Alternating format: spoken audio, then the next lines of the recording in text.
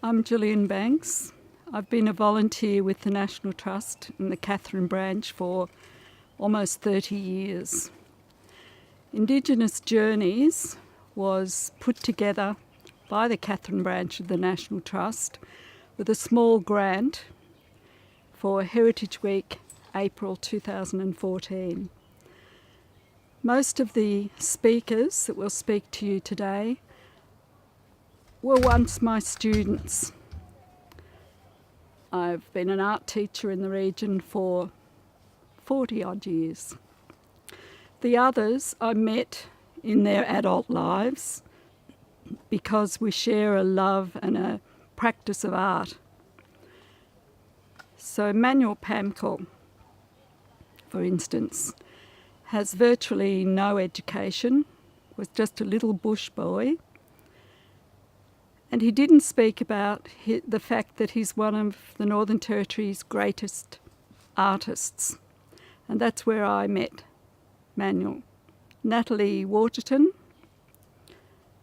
I met her in her young adulthood as well. She tried a number of things. She is a mother of 3 with a new baby, 4.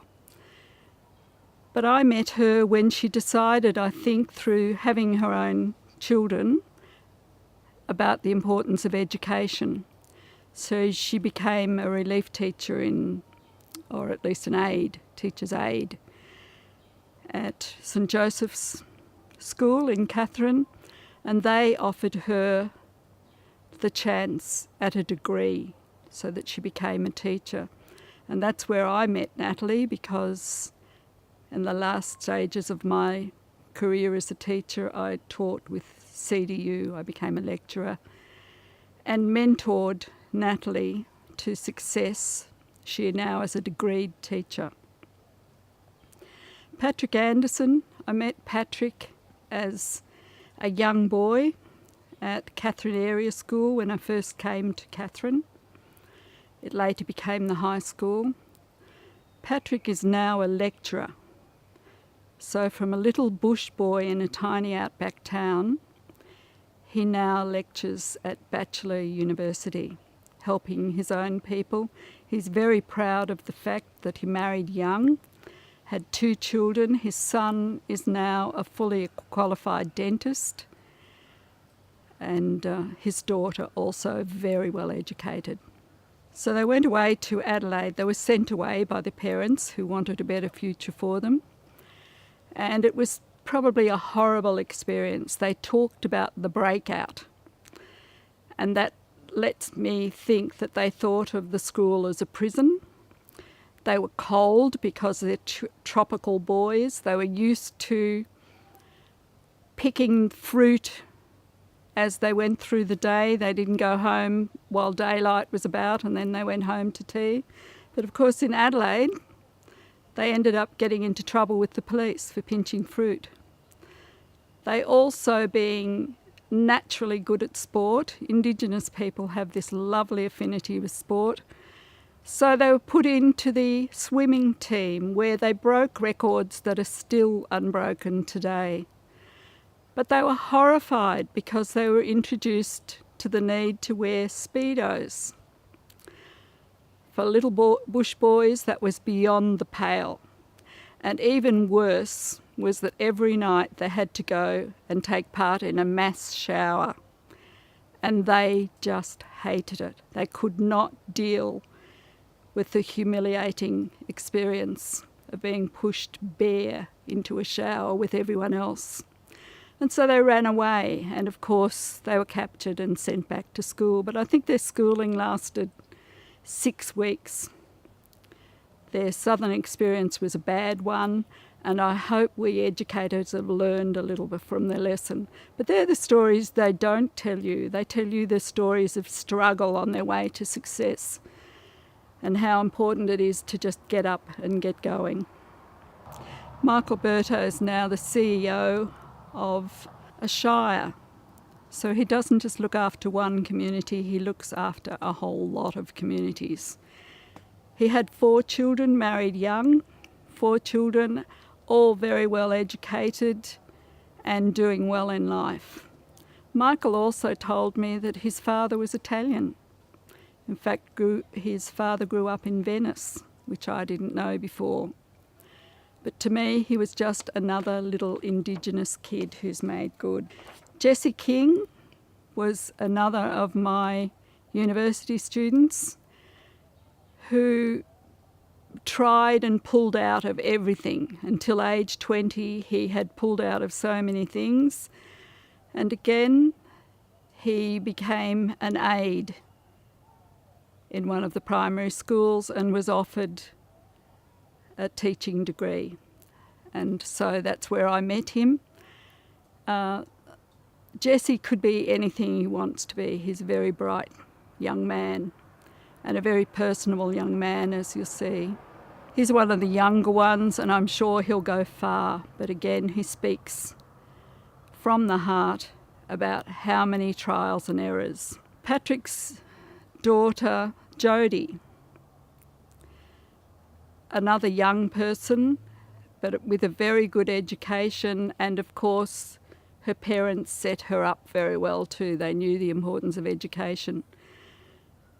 So Jodie was able to talk very easily to the camera and tell us our story. Young as it is, I expect great things of her. And Tom E. Lewis, you've probably met him before, though you mightn't recognise him.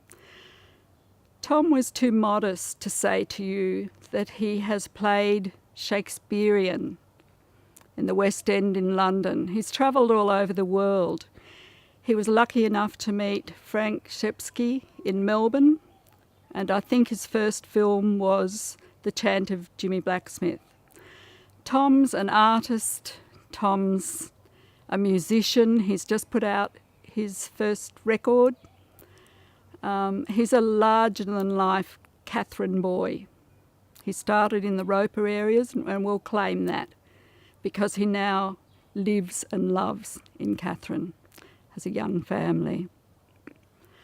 All of these speakers spoke without payment, gave up their time, volunteered their time, and spoke to help their people. We hope this will be an inspiration to those who watch it. I'm certainly very proud of everyone that has spoken, and I'd like to thank them very much for taking part in this video. Thank you. Again. Drunk in the dust one many times by the moonlight again. Catch that girl, oh yeah, gone looking for my money.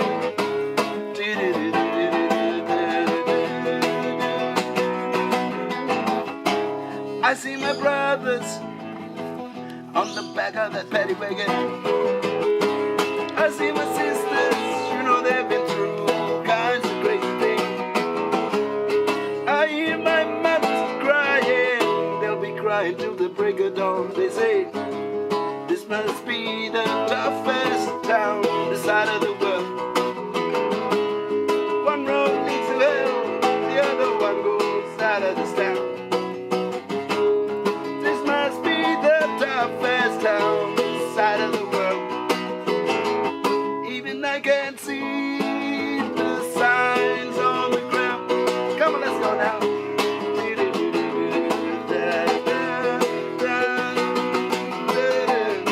Standing outside Gabby's hotel while I'm on the outside, I'm looking in.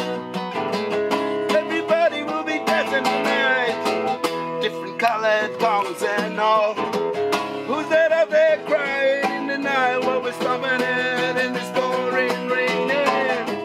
This must be the toughest town side of the world. One road leads to hell, the other one goes out of this town. Yeah, come back in now, cowboy.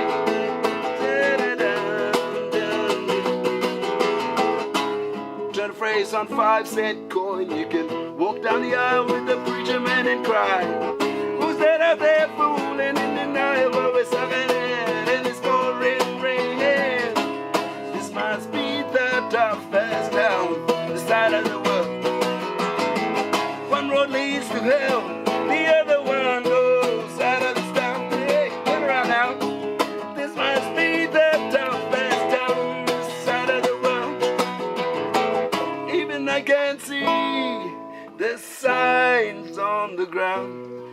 my burden down. Come on.